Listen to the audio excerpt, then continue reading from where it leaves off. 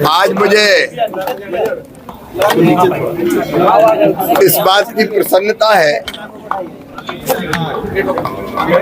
कि पटना में किसानों ने एक संकल्प लिया है कि हम अपने घर में जो चीजें लगती है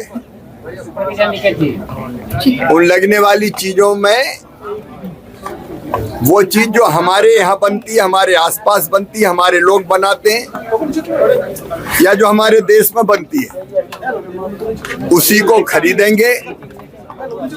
प्रधानमंत्री जी ने स्वदेशी वस्तु ही खरीदें ये आह्वान किया और आज यहाँ किसानों ने संकल्प लिया है कि हम देश में बनी वस्तुओं का ही उपयोग करेंगे।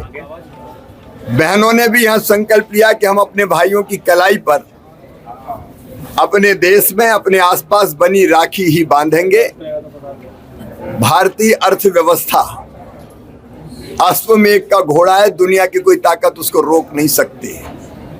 आज हम दुनिया की चौथी सबसे बड़ी अर्थव्यवस्था है, तीसरी हम बनने वाले हैं और हम सब 144 करोड़ का भारत अगर अपने देश में ही बने सामान का उपयोग करने लगे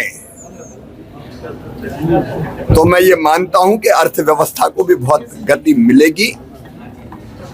आज इस कार्यक्रम में प्रधानमंत्री किसान सम्मान निधि की राशि लगभग 21,000 करोड़ रुपया प्रधानमंत्री जी ने डाली है और किसानों के कल्याण के लिए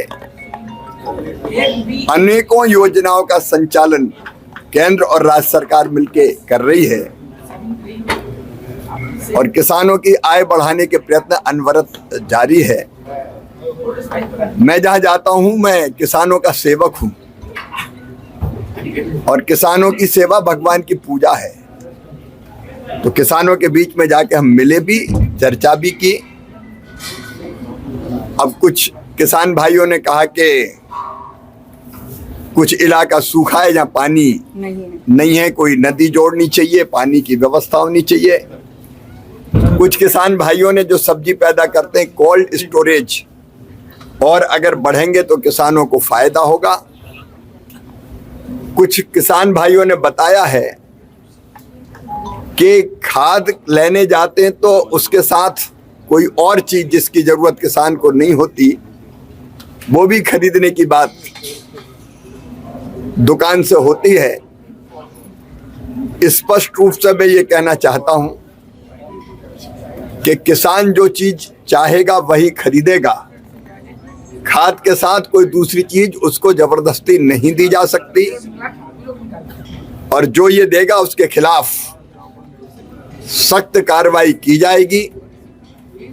भारत सरकार ने भी निर्देश जारी किए हैं और माननीय उप मुख्यमंत्री जी जो कृषि मंत्री भी हैं उनने भी स्पष्ट रूप से कहा है कि किसानों के साथ ऐसी जबरदस्ती किसी भी कीमत पर नहीं चलेगी।